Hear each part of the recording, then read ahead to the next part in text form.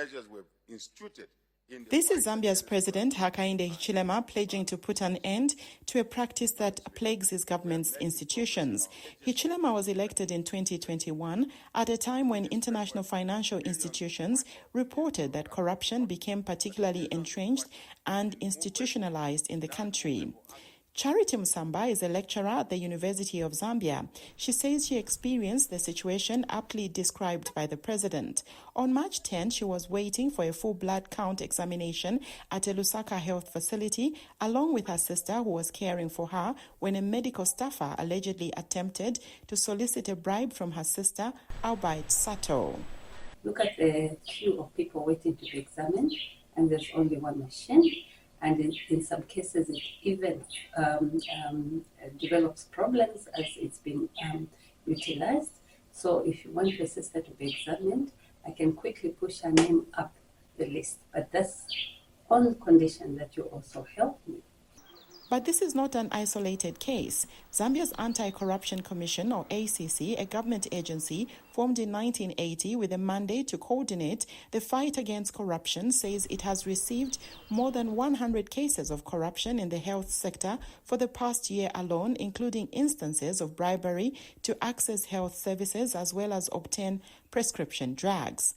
We have noticed corruption manifesting itself with regard to willful failure to follow procedures, the Zambia public procurement guidelines and laws not being followed.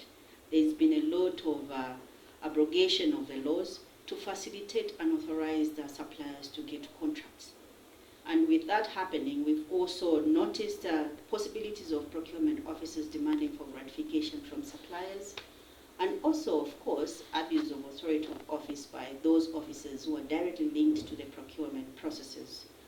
According to the Berlin-based global watchdog Transparency International, corruption in developing countries disrupts vital services such as child immunization, leads to longer patient wait time, decreases patient satisfaction, and limits accessibility. In 2022, Zambia's Anti-Corruption Commission arrested former Health Minister Chitalu Chilufya and 4 others over an alleged $18 million corruption scandal involving health kits procurement, but no convictions were made yet.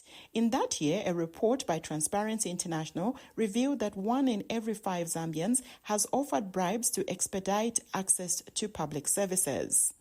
The ACC is urging citizens to be aware of the dangers of corruption and encourages them to report any instances to the authorities.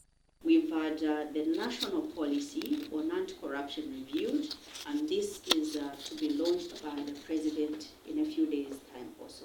This is a policy for the whole nation. And the public members were actually invited to the review of this policy because we need efforts from everyone. Kathy Short, VOA News, Lusaka, Zambia.